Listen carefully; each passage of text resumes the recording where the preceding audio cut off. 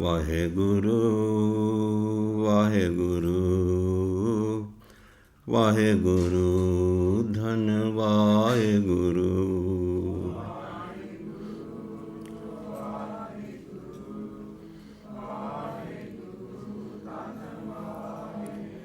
ਵਾਹਿਗੁਰੂ ਵਾਹਿਗੁਰੂ ਵਾਹਿਗੁਰੂ ਧੰਨ ਵਾਹਿਗੁਰੂ।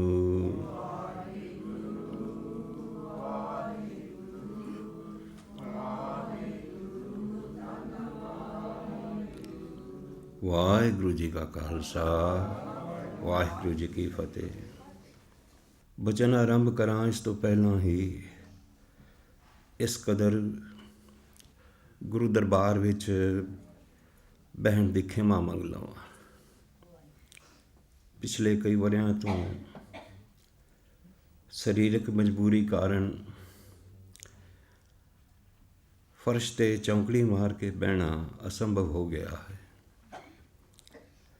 ਆਸ ਹੈ ਇਸ ਅਵਿਗਿਆ ਦੀ ਆਪ ਜੀ ਖਿਮਾ ਬਖਸ਼ੋਗੇ। ਦੂਜੇ, ਮੇਰਾ ਗੁਰਬਾਣੀ ਉਚਾਰਨ ਸਦਾ ਅਰਥ-ਬੋਧ ਅਨੁਸਾਰ ਰਿਹਾ ਹੈ। ਕੁਝ ਸੱਜਣਾਂ ਵੱਲੋਂ ਇਹ ਸੁਝਾਅ ਮਿਲਿਆ ਹੈ ਕਿ ਪਹਿਲਾਂ ਬਾਣੀ ਪੁਰਾਤਨ ਰੀਤ ਅਨੁਸਾਰ ਹੀ ਉਚਾਰੀ ਜਾਏ ਅਤੇ ਫਿਰ ਵਿਆਖਿਆ ਕਰਨ ਲੱਗਿਆਂ ਬੇਸ਼ੱਕ ਅਰਥ-ਬੋਧ ਅਨੁਸਾਰ ਉਚਾਰਨ ਕਰ ਦਿੱਤਾ ਜਾਏ। ਬਚਨ ਆਰੰਭ ਕਰਾਂ ਇਸ ਤੋਂ ਪਹਿਲਾਂ ਕੁਝ ਖੁੱਲ੍ਹੇ ਬਚਨ ਆਪ ਜੀ ਦੀ ਭੇਟਾ ਰੱਖਾਂ। ਗੁਰੂ ਨਾਨਕ ਪਾਤਸ਼ਾਹ ਸੰਸਾਰ ਦੇ ਪਹਿਲੇ ਐਸੇ ਧਾਰਮਿਕ ਆਗੂ ਸਨ ਜਿਨ੍ਹਾਂ ਨੇ ਇੱਕ ਸਾਂਝਾ ਜਗਤ ਧਰਮ ਕਾਇਮ ਕੀਤਾ। ਉਹਨਾਂ ਦਾ ਮੁੱਢਲਾ ਅਸੂਲ ਇਹੋ ਸੀ ਕਿ ਅਕਾਲ ਪੁਰਖ ਸਾਡਾ ਜਗਤ ਪਿਤਾ ਹੈ ਅਤੇ ਅਸੀਂ ਸਾਰੇ ਸੰਸਾਰੀ ਜੀਵ ਉਸ ਦੀ ਔਲਾਦ ਹਾਂ। ਉਸ ਦੀ ਔਲਾਦ ਹੋਣ ਕਰਕੇ, ਉਸ ਦੀ ਸੰਤਾਨ ਹੋਣ ਕਰਕੇ ਅਸੀਂ ਸਾਰੇ ਇੱਕ ਪਰਿਵਾਰ ਹਾਂ। ਉਹਨਾਂ ਦਾ ਮੁੱਖ ਮੰਤਵ ਇਹੋ ਸੀ ਕਿ ਮਨੁੱਖਾਂ ਦੇ ਆਪਣੇ ਬਣਾਏ ਤੰਗ ਦਾਇਰੇ ਅਤੇ ਵਖੇਵੇਂ ਮੇਟ ਕੇ ਮਨੁੱਖਾਂ ਨੂੰ ਇਕਮੁੱਠ ਕੀਤਾ ਜਾਏ। ਆਪ ਜੀ ਨੇ ਬੜੀ ਹੀ ਦਲੇਰੀ ਨਾਲ ਸਾਡੀਆਂ ਫੋਕੀਆਂ ਧਾਰਮਿਕ ਰਸਮਾਂ ਅਤੇ ਸਮਾਜਿਕ ਕੁਰੀਤੀਆਂ ਦੇ ਖਿਲਾਫ ਆਵਾਜ਼ ਉਠਾਈ। ਸਾਡੀ ਅਗਿਆਨਤਾ, ਸਾਡੀ ਅੰਧ ਵਿਸ਼ਵਾਸੀ ਅਤੇ ਵਹਿਮਾਂ ਭਰਮਾਂ ਨੂੰ ਦੂਰ ਕੀਤਾ। ਸਾਨੂੰ ਇੱਕ ਚੰਗਾ ਸੰਸਾਰਕ ਤੇ ਆਤਮਿਕ ਜੀਵਨ ਗੁਜ਼ਾਰਦਿਆਂ ਅਕਾਲ ਪੁਰਖ ਦੇ ਚਰਨਾਂ ਨਾਲ ਜੁੜੇ ਰਹਿਣ ਦਾ ਉਪਦੇਸ਼ ਦਿੱਤਾ। ਮੈਂ ਬੇਨਤੀ ਕਰਾਂ, ਆਪ ਜੀ ਦਾ ਇਰਾਦਾ ਇਹ ਨਹੀਂ ਸੀ ਕਿ ਲੋਕਾਂ ਨੂੰ ਇੱਕ ਧਰਮ ਤੋਂ ਤੋੜ ਕੇ ਦੂਜੇ ਧਰਮ ਨਾਲ ਜੋੜਿਆ ਜਾਏ। ਉਹ ਤਾਂ ਚਾਹੁੰਦੇ ਸਨ ਕਿ ਇੱਕ ਹਿੰਦੂ ਚੰਗਾ ਨੇਕ ਹਿੰਦੂ ਬਣੇ ਅਤੇ ਇੱਕ ਮੁਸਲਮਾਨ ਆਪਣੇ ਦੀਨ ਧਰਮ ਵਿੱਚ ਪੱਕਾ ਰਹਿੰਦਿਆਂ ਇੱਕ ਅੱਛਾ ਇਨਸਾਨ ਵੀ ਬਣੇ। ਉਹ ਕੱਟੜਤਾ ਦੇ ਬਿਲਕੁਲ ਵਿਰੋਧੀ ਸਨ। ਸਾਧ ਸੰਗਤ ਜੀਓ, ਜੇਕਰ ਸਿੱਖੀ ਹੈ, ਸਿੱਖਿਆ ਗੁਰ ਵਿਚਾਰ, ਤਾਂ ਮੈਂ ਬੇਨਤੀ ਕਰਾਂ ਕਿ ਗੁਰੂ ਨਾਨਕ ਦਾ ਸਿੱਖ ਸੁਲਝਾ ਹੋਇਆ ਇੱਕ ਇਨਸਾਨ ਹੈ ਜਿਸ ਲਈ ਨਾ ਕੋ ਬੈਰੀ ਨਹੀਂ ਬੇਗਾਨਾ सगल संग हमको बनियाई। जपजी दी बाणी गुरु नानक पातशाह दी महान जगत प्रसिद्ध बाणी है। बड़ी मिठी ते हरमन प्यारी बाणी है। कई ज़बानां विच इसका उलत्था हो चुका है। साध संगत जीओ, बाणी तां सारे सतगुरां दी बड़ी उत्तम ते अमोलक है, लेकिन फिर भी जो रतबा जपजी साहिब नूं हासिल है वो होर किसी बाणी नूं नहीं।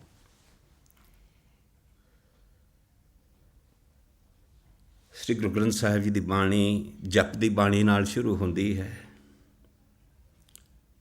अमृत संचार वेले इहो बाणी पहलां पढ़ी जाती है।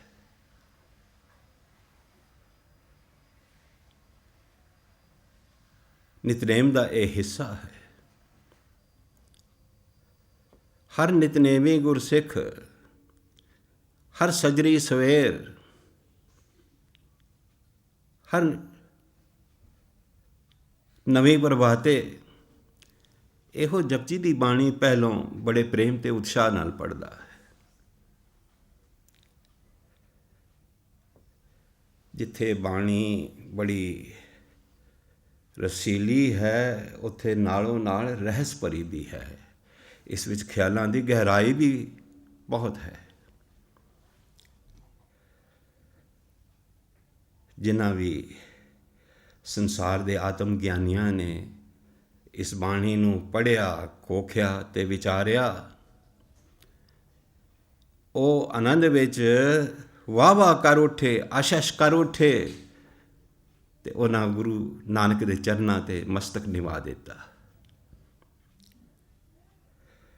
आओ हुण आपां प्रेम सहित इस बाणी की व्याख्या सरवण करांगे।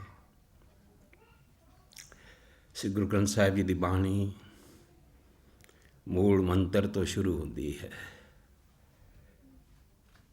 एक ओंकार सतनाम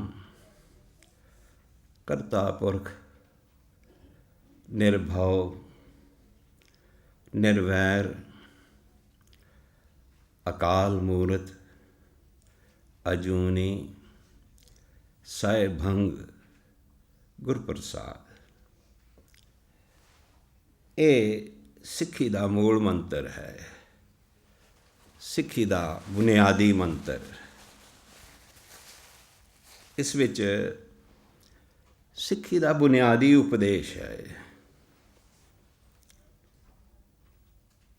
सिख मत दे अकाल पुरख बारे विचार दसे गए हैं। परमेश्वर के गुण धर्म इस मूल मंत्र विच दसे गए हैं।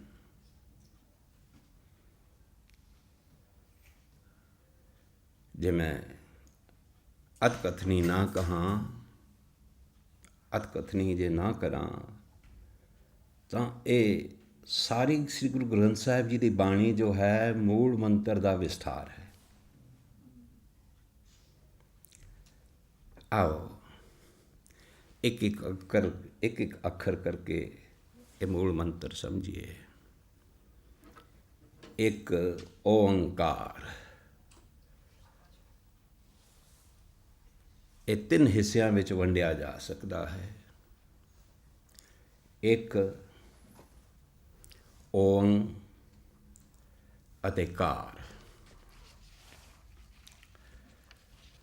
ओं खुला ऊड़ा इसका उच्चारण है ओं। इस संस्कृत का लफ्ज़ है तो संस्कृत विच इसके 2 अर्थ होंदे ने, परमेश्वर अते पवित्रता। पुरातन सनातन हिंदू धर्म विच ओम लफ्ज़ आम वरत्या गया है।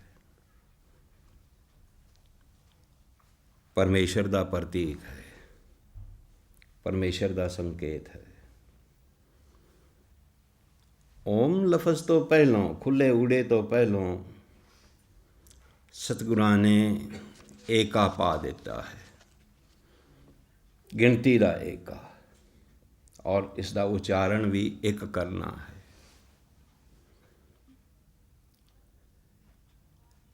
ਔਰ ਊੜੇ ਉੱਤੇ ਅੱਧ ਗੋਲਾਕਾਰ ਲਕੀਰ ਵਾ ਦਿੱਤੀ ਹੈ। ਉਸ ਲਕੀਰ ਦਾ ਉਚਾਰਨ ਹੈ ਕਾਰ।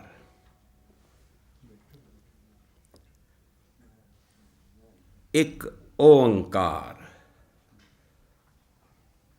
तो संदेश है कि अकाल पुरख एक है। हिंदू दा भगवान, मुसलमान दा अल्लाह, सिख दा वाहिगुरू, ईसाई दा ईश्वर एक है, वख वख हस्तियां नहीं। वेखीदा है हिंदू अल्लाह कह के राज़ी नहीं, मुसलमान भगवान या वाहिगुरू कह के राज़ी नहीं। गुरु नानक पातशाह सिख नूं बल्कि सारे ही संसार नूं समझा रहे हैं, धर्मां मज़हबां दी विखेपता पिछे, मज़हबां दे डिफरेंसिस पिछे, इन्हां दे बावजूद परमेश्वर एक है। एको है भाई, एको है साहिब मेरा, एको है। करता करीम सोई, दूसरो न भेद कोई, ब्रह्म पूल ब्रह्म मानव। करता करीम सोई, राज़क रहीम होई, दूसरो ना भेद कोई, भूल ब्रह्म मानवो। देहरा मसीत सोई, पूजा और निमाज ओई, मानस सबे एक, पय अनेक को प्रभाव है।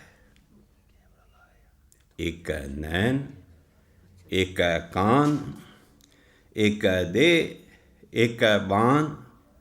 बान तो भाव है जीव जबान। सारिਆਂ ਨੂੰ ਇੱਕੋ ਜਿਹੇ ਗਿਆਨ ਇੰਦਰੇ ਲੱਗੇ ਨੇ।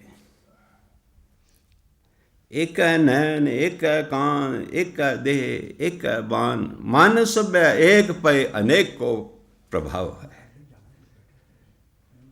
मन सब एक पय एक को प्रमाव है। सबना दे शरीर इक्को जाए, सबना विच जोत उसे दी, ते भुलेखा पै रहा है वखेवें दा, वख वख होण दा। ये भुलेखा है।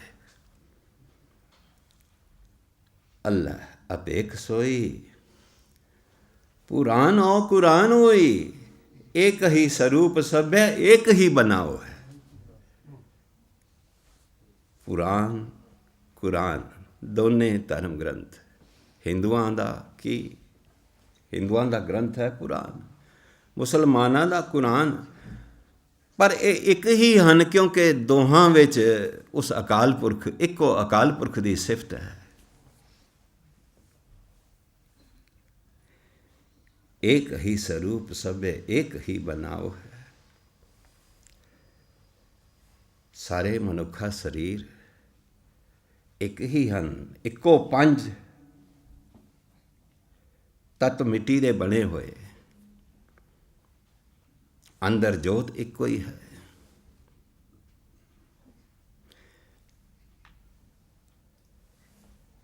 ऐ इंसान, तेरी अख जेकर खुल जाए तो तेनों दिस पवे, सबै घट राम बोले, रामा बोले, राम बिना को बोले रे। सारे शरीरां विच ओही बोल रहा है। निकल जाए उसकी जोत, बोल सकता है कोई? एकल माटी कुंजर चींटी, भाजन है वो नाना। कुंजर कहते ने हाथी नूं, चींटी कहते ने कीड़ी नूं। एकल माटी कुंजर चींटी, कि एक हाथी का शरीर कि एक निकी जही कीड़ी का शरीर, इको 5 तत्ती मिट्टी के बने हुए ने। भाजन है पौना नारे, जिमें एक कुम्हार उसे मिट्टी तो कई तरह के भांडे कढ़ देंदा है, इसे तरह परमेश्वर कुम्हार ने आ वख-वख जीवां दे भांडे कढ़ दिते ने। भाई गुरदास जी अपनी वारां विच फरमाउंदे हन, एका एकंकार लिख दिखा लिया, ऊड़ा ओंकार पास बहा लिया। समझाया है सानू, एका एकंकार दिखा लिया तो भाव समझाया। एकंकार दे मूरे एका ला के सानू समझाया गया है। की समझाया गया है कि अकाल पुरख एक है। ऊड़ा ओंकार पास बहा लिया, ओंकार दे नेड़े एके दा यही संदेश है।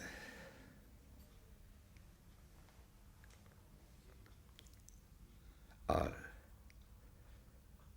इस तो गहरा एक होर ख्याल पेश करा जो इसे तो उभरदा है। वो निर्गुण भी है ते सरगुण भी है। निर्गुण आखदे ने जोत स्वरूप नूं ते सरगुण आखदे ने शरीर वाले नूं। वो परमेश्वर जो जोत स्वरूप है उही आ दिसदा आकार बनिया होया है। आ संसार ए संसार दे जीव ए उसे दा स्वरूप हन, उसे दा रूप हन। निर्गुण आप सरगुण भी ओही, कला तार जन सगली मोही। ओ जो निरंकार है, जो निर्गुण है, ओही सरगुण रूप विच, संसार रूप विच मौजूद है। और इस रचना रच के कादर इस तो बखरा नहीं हो गया। कादर किरत विच वसता है, सिरजनहार सृष्टि विच वसता है।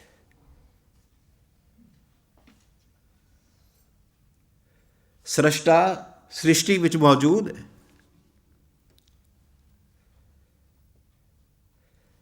आओ हुण कार वल आइए। अद्धी गोल लकीर इनवर्टेड हाफ सर्कुलर लाइन जो ओम दे उत्ते आउंदी है, इसका उच्चारण है कार। ते कार दा आखरी अर्थ हुंदा है, ये सिंबल है, ये संकेत है, ये निशान है, प्रतीक है कास दा इक रस होण दा। एक रस तो भाव इक्को जा मौजूद, उसकी होंद हर पासे इक्को जही है। ना किधरे वध ना किधरे घट। गुरुद्वारियां मंदिरां मस्जिदां गिरजियां विच उसकी होंद कोई वध नहीं। घरां बाजारां वणां विच पहाड़ां दीयां चोटियां ते उसकी होंद कोई घट नहीं। हाथी विच उसकी होंद कोई वध नहीं। एक निके जिहे कीड़े विच उसकी होंद कोई घट नहीं। अस्थावर जंगम कीट पतंगम घट घट राम समानारे। अस्थावर कहते ने स्टेशनरी जो एक जगह खलोते ने। आ जिवें दरख्त पौधे ये चल फिर नहीं सकते, एक जगह ने। जंगम जिन्होंने लत्तां लगियां हुई ने, जो तुर फिर सकते ने। ऐसे जीव ਅਸਥਾਵਰ ਜੰਗਮ ਕੀਟ ਕੀੜੇ ਪਤੰਗਮ ਪਤੰਗੇ ਫੰਗਾਂ ਵਾਲੇ,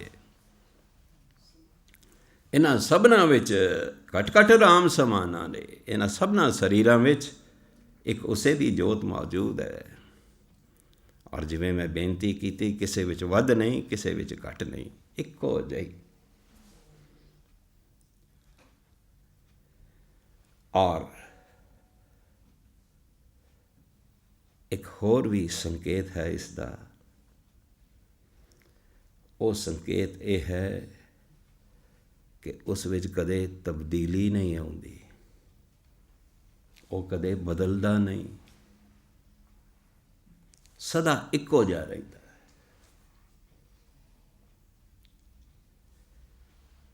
ਇਹ ਮੀਨਿੰਗ ਵੀ, ਇਹ ਅਰਥ ਵੀ ਕਾਰ ਦੇ ਵਿੱਚ ਹੀ ਆ ਜਾਂਦਾ ਹੈ।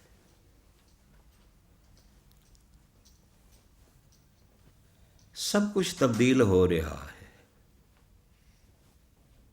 ਸਭ ਕੁਝ ਘਟ ਰਿਹਾ ਹੈ, ਅੰਤ ਵੱਲ ਨੂੰ ਵੱਧ ਰਿਹਾ ਹੈ, ਵਿਨਾਸ਼ ਵੱਲ ਨੂੰ ਵੱਧ ਰਿਹਾ ਹੈ। ਵਚਨ ਆਉਂਦੇ ਨੇ ਪੰਚਮ ਪਾਤਸ਼ਾਹ ਸੰਸਕ੍ਰਿਤੀ ਸ਼ਲੋਕਾਂ ਵਿੱਚ ਵਚਨ ਕਰਦੇ ਨੇ, ਕਟੰਤ ਰੂਪੰ ਕਟੰਤ ਦੀਪੰ ਕਟੰਤ ਰਵ ਸਸਿਰ ਨਖੇਤਰ ਗਗਨਨ ਨ ਕਟੰਤ ਕੇਵਲ ਗੋਪਾਲ ਅਚੁੱਤ। ਕਟੰਤ ਰੂਪੰ, ਸੁੰਦਰਤਾ ਘਟ ਜਾਂਦੀ ਏ, ਬੁਢੇਪੇ 'ਚ ਬਦਲ ਜਾਂਦੀ ਏ। ਸੁੰਦਰਤਾ ਘਟ ਰਹੀ ਹੈ, ਜਵਾਨੀ ਬੁਢੇਪੇ 'ਚ ਬਦਲ ਜਾਂਦੀ ਹੈ। ਕਟੰਤ ਦੀਪੰ, ਕੌਂਟੀਨੈਂਟਸ, ਆ ਧਰਤੀ ਦੇ ਟੁਕੜੇ, ਜਜ਼ੀਰੇ ਵਗੈਰਾ, ਇਹ ਵੀ ਘਟ ਰਹੇ ਨੇ। ਕਟੰਤ ਰਵ ਸਸਿਰ ਨਖੇਤਰ ਗਗਨਨ, ਕਟੰਤ ਰਵ, ਸੂਰਜ ਘਟ ਰਿਹਾ ਹੈ। ਕਟੰਤ ਸਸਿਰ, ਚੰਦਰਮਾ ਘਟ ਰਿਹਾ ਹੈ। ਨਖੇਤਰ, ਤਾਰੇ, ਇਹ ਵੀ ਘਟ ਰਹੇ ਨੇ, ਅੰਤ ਵੱਲ ਨੂੰ ਵੱਧ ਰਹੇ ਨੇ। ਇਸ ਆਕਾਸ਼ ਵਿੱਚ, ਇਸ ਖਿਲਾਮ ਵਿੱਚ ਜੋ ਕੁਝ ਵੀ ਹੈ ਘਟ ਰਿਹਾ, ਵਿਨਾਸ਼ ਵੱਲ ਵੱਧ ਰਿਹਾ ਹੈ। ਨ ਕਟੰਤ ਕੇਵਲ ਗੋਪਾਲ ਅਚੁੱਤ। ਸਿਰਫ ਨਹੀਂ ਘਟਦਾ ਤਾਂ ਉਹ ਪਰਮੇਸ਼ਰ ਨਹੀਂ ਘਟਦਾ, ਉਹ ਜਿਹੜਾ ਜਿਹਾ ਹੈ ਉਹ ਜਿਹਾ ਰਹਿੰਦਾ ਹੈ, ਉਸ ਵਿੱਚ ਤਬਦੀਲੀ ਨਹੀਂ ਆਉਂਦੀ। ਨ ਕਟੰਤ ਗੋਪਾਲ ਅਚੁੱਤ। ਅਚੁੱਤ ਲਫ਼ਜ਼ ਸਮਝਾਵਾਂ, ਸੰਸਕ੍ਰਿਤ ਦੇ ਅਚੁੱਤਯ ਤੋਂ।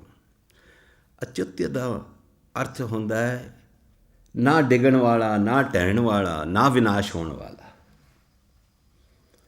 ਇੱਕ ਉਹੀ ਹੈ ਜਿਸ ਦਾ ਵਿਨਾਸ਼ ਨਹੀਂ, ਬਾਕੀ ਤਾਂ ਸਭ ਕੁਛ ਨਾਸਵੰਤ ਹੈ। ਇੱਕ ਉਹ ਹੈ ਜਿਸ ਵਿੱਚ ਤਬਦੀਲੀ ਨਹੀਂ ਆਉਂਦੀ, ਬਾਕੀ ਸਭ ਕੁਛ ਬਦਲ ਰਿਹਾ ਹੈ, ਹਰ ਪਲ ਬਦਲ ਰਿਹਾ ਹੈ, ਹਰ ਘੜੀ ਬਦਲ ਰਿਹਾ ਹੈ। ਤੋ ਚੇਤੇ ਰੱਖਣਾ, ਕਾਰ ਦੇ ਦੋ ਅਰਥ, ਕਿ ਇੱਕ ਉਸਦੀ ਲਗਾਤਾਰ ਮੌਜੂਦਗੀ, ਇੱਕੋ ਜਿਹੀ ਹਰ ਥਾਂ ਮੌਜੂਦਗੀ, ਉਹ ਭਰਪੂਰ ਲੈਣਾ ਹੈ, ਹਰ ਜਗ੍ਹਾ ਇੱਕੋ ਜਿਹੀ ਭਰੀ ਬੈਠਾ ਹੈ। ਦੂਸਰੇ, ਉਸ ਵਿੱਚ ਕਦੇ ਤਬਦੀਲੀ ਨਹੀਂ ਆਉਂਦੀ। ਇਸ ਤੋਂ ਬਾਅਦ ਆਪਾਂ ਆਵਾਂਗੇ ਸਤਨਾਮ। ਸਤਨਾਮ, ਇਹ ਜਦੋਂ ਬਚਨ ਹਨ ਬੜੇ ਮਹੱਤਵਪੂਰਨ ਨੇ, ਸਮਝਣ ਯੋਗੇ ਨੇ। ਇਸ 'ਤੇ ਕੁਝ ਸਮਾਂ ਲੱਗੇਗਾ। ਸਤ ਸੰਸਕ੍ਰਿਤ ਦੇ ਸਤਯ ਤੋਂ ਹੈ। ਸੰਸਕ੍ਰਿਤ ਵਿੱਚ ਸਤਯ ਤੇ ਪੰਜਾਬੀ ਵਿੱਚ ਸਤ, ਅਰਥ ਹੈ ਸਦੀਵਤਾ ਦਾ। ਸਦੀਵ ਰਹਿਣ ਵਾਲੀ ਚੀਜ਼ ਨੂੰ ਸੱਤ ਆਖੀਦਾ ਹੈ। ਨਾਮ ਦੇ ਨਾਲ ਸੱਤ ਲਾਇਆ ਗਿਆ ਹੈ। ਸਦੀਵ ਨਾਮ, ਜਿਵੇਂ ਪਰਮੇਸ਼ਰ ਸੱਤ ਹੈ,